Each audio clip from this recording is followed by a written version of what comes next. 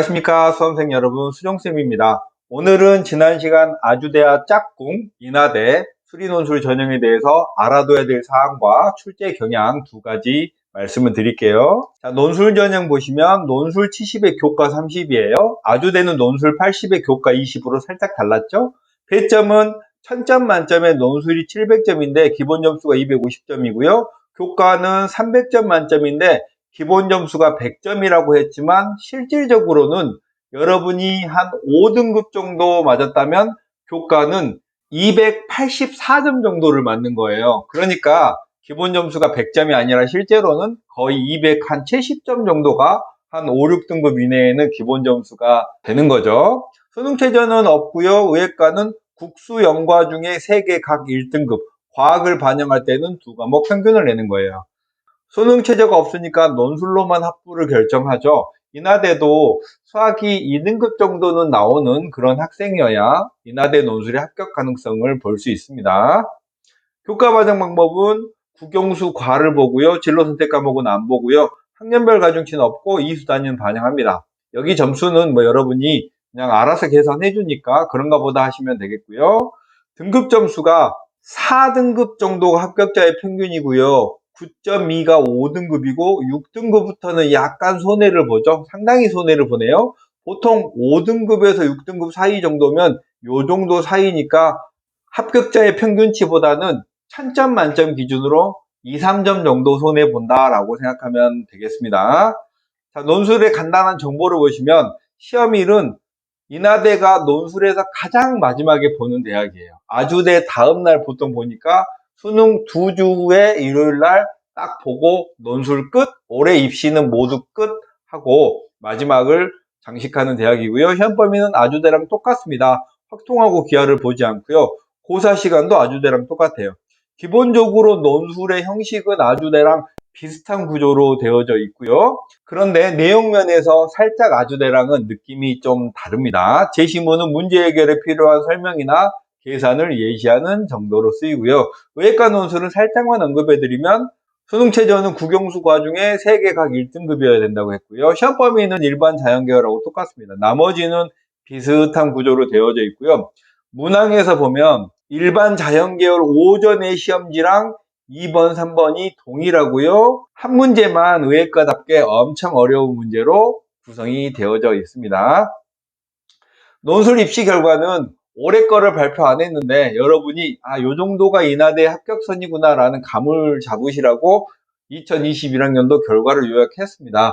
5월 중에 나오는 대로 올해 입시 결과 나오는 대로 다 이렇게 업데이트를 해드릴 테니까요. 제 블로그에도 오셔서 이웃 신청하시고 하시면 좋겠습니다.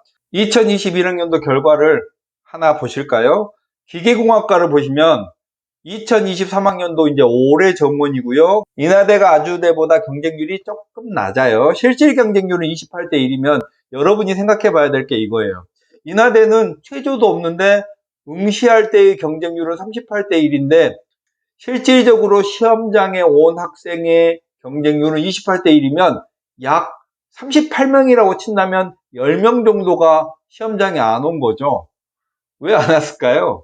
저는 실제로 안 간 학생들을 봤거든요. 왜 안 갔냐면 인하대를 정시로 갈 정도로 수능을 잘 봐서 안 간 건 아니었고요. 맨 마지막에 2주 정도 수능 끝나고 2주 정도 있다가 시험을 보니까 학생들이 논술 시험 보다가 지치기도 하고 또 중간에 논술 준비가 부족한 상태에서 논술 시험을 실제로 응시한 학생들은 난 논술 안 되겠구나 하는 포기하는 심정도 있고 또 우리 고3 친구들 같은 경우에는 친구들이 수능 끝나고 막 노니까 덩달아서 막 놀고 싶어가지고 논술 준비 시간에 흐지부지 되는 경우도 있어요. 9월 달에 논술 응시할 때 여러분이 수능 이후에 자기 마음을 잘 상상해서 논술 지원을 하는 게 중요합니다. 정말 우리 학생들의 마음이 수능 전, 수능 후 마음이 다 달라져요. 그래서 정말 이거 원서 접수할 때 잘 선택하시기 바랍니다.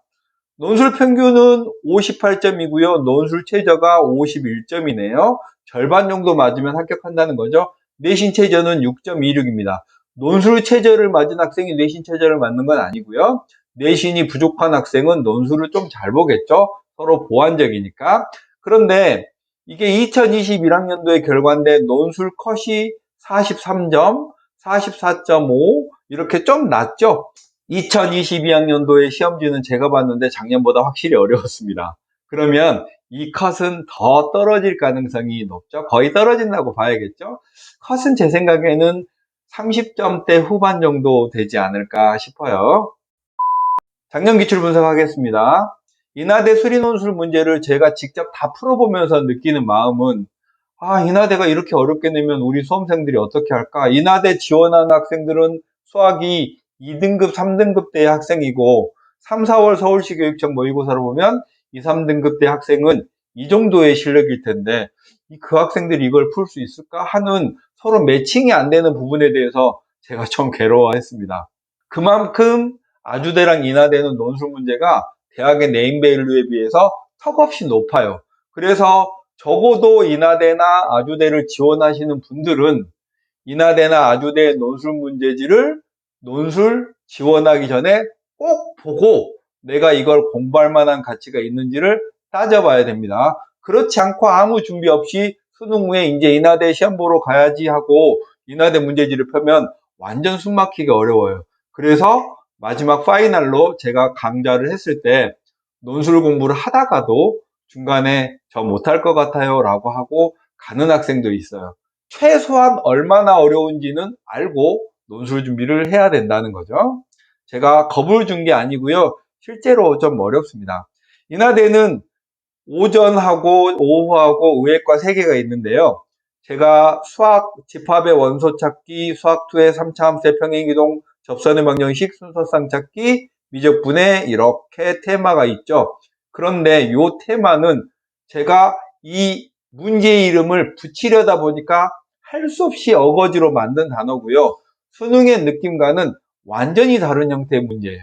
다른 대학들은 건국대나 서울과기대나 이런 숙명여대, 이화여대 이런 중간 정도, 논술의 중간 정도의 대학들은 이제 수능 친화적인 문제를 낸다고 했죠. 수능 준비만으로도 논술 준비가 어느 정도 되는 그런 대학들인데 아주대와 인하대는 수능 준비와는 별개로 논술 준비를 해야 되는 그런 대학이에요. 의획과 논술을 보는 대학이 10개 정도 있는데요. 그 중에서 인하대 의획과 논술은 상위 2번째 정도, 즉 가장 어려운 대학 중에 하나입니다. 의획과 논술 자체도 엄청 어렵습니다. 인하대 논술의 특징은요, 논술 난도가 매우 어렵습니다. 이건 제가 어렵다 이렇게 말씀을 드리는데 실제로 여러분이 보셔야지 정확하게 이래서 어렵구나라는 걸 알 수 있어요. 논술 유형은요, 다른 대학들의 논술 유형과 완전히 다른데, 세 문제 다 다른데, 인하대는 일부는 꼭 미적분과 연관되는 보통의 논술 테마를 세 문제 중에 한 문제 정도는 껴주니까 그나마 좀 다행이고요. 제시문의 상황을 추론하여 정답을 찾아가는 문제가 인하대 논술의 핵심이고요. 수능과 연계성이 떨어지는 단원의 문제가 많습니다. 그래서 고1의 수학이나 이번에 2022학년도도 집합에 관한 문제를 냈어요. 이런 수능과 완전히 동떨어진 단원들을 내는 대학은 연세대가 몇 년 전에 그런 경향이 있었고요. 요즘에는 모든 대학들이 다 수능의 느낌들을 문제 내에 담으려고 노력하는데 아주대와 인하대는 완전히 그런 흐름에 역행한다. 그리고 매년 출제 단원이 달라지기 때문에 어디를 낼 거라고 예상하기도 좀 어려운 대학입니다. 인하대는 한 문제 정도는 미적분에서 나온다고 했죠. 그러면 나머지 두 문제는 어디서 나왔느냐? 이번에는 수학1의 집합에서 어떤 집합에 대해서 새로운 상황을 정의하고 이 정의된 걸 해석해내라. 소문항의 1, 2, 3번을 통해서 해석해내라. 이렇게 해서 지문에 제시문을 이해하기조차도 쉽지가 않아요.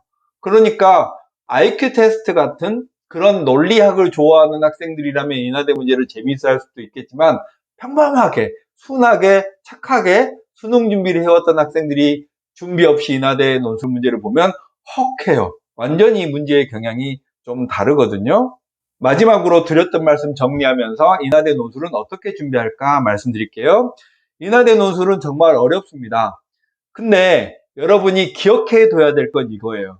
인하대 논술이 어려우면 응시를 안 할 거냐? 그건 아닌 거예요. 아까 봤듯이 올해 2022학년도는 합격 컷이 30점대 후반에 머물 가능성이 높아요. 그 말은 문제가 어려운 것과 합격은 또 다른 문제입니다. 저는 수능 2등급, 3등급 정도 때 학생들이 어렵다는 사실을 알고 도전하기를 바라요. 어려우니까 포기하라는 뜻이 아니라 어려운 만큼 합격 컷이 낮을 거니까 그냥 어려움을 견디기만 하면 됩니다. 제 말의 의도를 정확하게 이해하시길 바라요. 자, 어떻게 준비할까? 인하대 논술 문제는 매년 경향이 달라지니까 딱히 인하대를 포커싱해서 준비할 건 없지만 미적분에서 전형적인 논술 문제가 출제되는 거는 인하대 기출문제나 경쟁대학의 기출문제를 통해서 미적분에 이런 단원이 출제 많이 한다라는 감은 잡으시고요. 나머지는 제가 아까 IQ 테스트 같은 그런 논리학 문제를 많이 낸다고 했죠. 그런 것들은 또 그런 건 나름대로 여러분들이 접해보면서 놀래지 않는 훈련을 하는 게 좋을 것 같아요. 세 번째 논술 지원은 8월 달쯤에 제가 이런 부분에 대해서 자세하게 여러 차례에 걸쳐서 얘기를 할 거니까 걱정하지 않고 기다리시면 될 것 같고요. 아주대나 인하대는 수능 후에 충분한 기간이 있고 최저가 없다는 것 때문에 많은 학생들이 막 응시를 하는데 수능 이후에 여러분의 마음의 상황이 달라질 수 있기 때문에 9월 달에 논술 지원할 때는 충분하게 논술 문제지도 한번 확인하고 내가 진짜 그때는 꼭 열심히 공부해야지라는 각오를 다지면서 써야지. 그렇지 않으면 실제로 지원만 하고 시험장에 안 가는 학생이 은근하게 많다는 사실 말씀드리려고 합니다. 논술 합격은요, 인하대 논술 문제는 연대급 정도의 어려운 논술 문제입니다. 거의 연대, 한양대, 서강대급보다 같거나 까다롭기는 인하대가 더 까다로운 것 같아요. 그렇지만 다시 말씀드릴게요. 인하대는 합격 컷이 낮기 때문에 이 꽉 물고 공부하면 된다라는 거죠. 자, 오늘 인하대는 어렵다라는 얘기를 주로 제가 계속 되뇌었습니다. 어렵지만 묵묵하게 참고 공부해 가면 합격의 영광이 여러분께 있다라는 말씀 드리겠습니다. 오늘 인하대는 이걸로 마칠게요. 안녕.